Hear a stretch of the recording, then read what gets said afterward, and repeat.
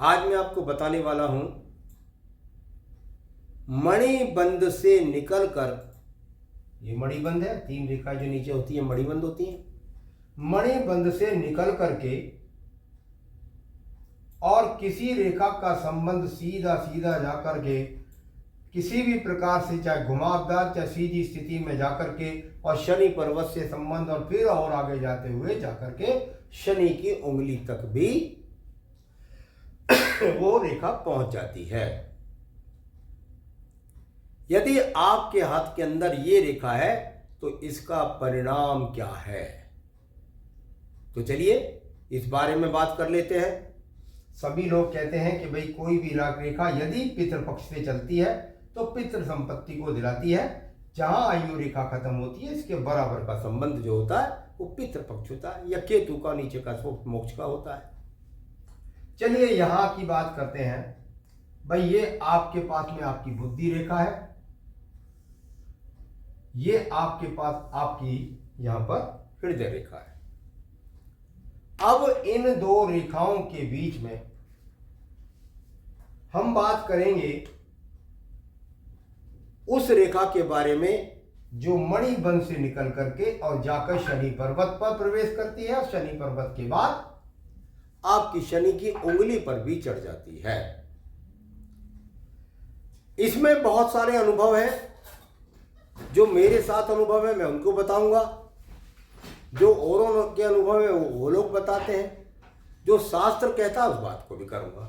चलिए आपकी यहां पर रेखा है और वो रेखा निकल करके यहां से कोई रेखा किसी भी समय, और वो मणिबंध की नीचे की शाखा से निकली, और मणिबंध की शाखा से निकलती निकलती निकलती निकलती आपकी बुद्धि रेखा को काटकर, आपकी हृदय रेखा को काटकर, और सीधा सीधा शनि पर्वत पर पहुंच गई। मेरे अनुभव में आया है कि यदि ये मणिबंध से निकल करके रेखा और शनि पर्वत तक जाती है, मैं तो बात कर रहा हूं कि शनि पर्वत तक नहीं, उंगली पे भी चढ़ जाती है, तो उस बारे में भी बात करेंगे। मेरे अनुभव में आई है, शास्त्रों में पढ़ा है कि यदि मणिबंध से रेखा कोई निकल करके और शनि पर्वत से संबंध बनाती है, ऐसे व्यक्ति के जीवन के कहीं में नहीं टूटी हुई, जा रही है जा रही है जा रही है जा रही है, शनि पर्वत से धन संबंध से संबंध बना लिया। अर्थात व्यक्ति को ये 3 रेखाएं जो होती हैं, ये सुख की होती है, स्वास्थ्य की होती है, संपदा की होती है, संपन्नता की होती है। तो इन रेखाओं से विशाखा जब निकल करके चलती है तो अपने आप ही बता दिया कि सुख मिलेगा, संपन्नता मिलेगी, स्वास्थ्य मिलेगा, सुविधा मिलेगी। तो ये यहां से निकली, और यहां कहां से मिली? पैतृक पक्ष से।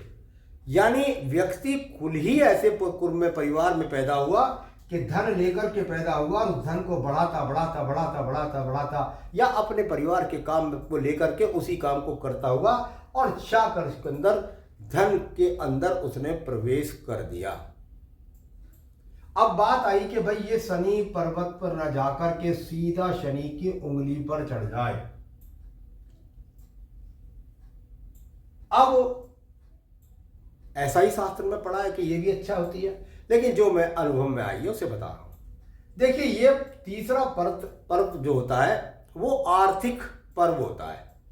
संपन्नता से चला, परिवार से पैसा मिला, परिवार का काम मिला, उसको बढ़ाता हुआ धन प्राप्त किया, लेकिन शनि की उंगली पर चढ़ना, शनि की उंगली स्वास्थ्य के लिए, और शनि की उंगली धन का कारक भी है। यहां से ग्रहण करते करते करते करते, देखा ना ये ग्रहण की रेखा होती है, ये ग्रहण ये ग्रहण ये ग्रहण करते करते करते करते, और रेखाएं नीचे की तरफ जाकर जब इस शनि पर्वत पर, तो कहते हैं भाई चक्रता है और उसके बाद रेखा आती है, यहां धन पर एकदम से घेरा धन को, यानी ग्रहण शक्ति ऊर्जा। लेकिन यहां उल्टा धन रेखा जाकर के इस पर्व पर चढ़ गई। व्यक्ति को पैतृक पक्ष मिला, धन मिला, उसको बढ़ाया, लेकिन स्वास्थ्य संबंधी समस्याओं पर बहुत पैसा खर्च होगा, या व्यक्ति ऐश्वर्य पर पैसा बर्बाद कर सकता है। ये मेरे अनुभव की बात थी, ये मैंने आपसे शेयर की। तो आज मैंने आपको बताने का प्रयास किया कि यदि मणिबंध से कोई शनि रेखा निकलती है और जाकर के वो शनि पर्वत पर और या उंगलियों पर पहुंचती है, उसका आपके जीवन पर क्या प्रभाव है। आगे भी अन्य विषयों को लेकर आपको अवगत कराता रहूं। मेरे साथ जुड़े रहिए। तब तक के लिए नमस्कार।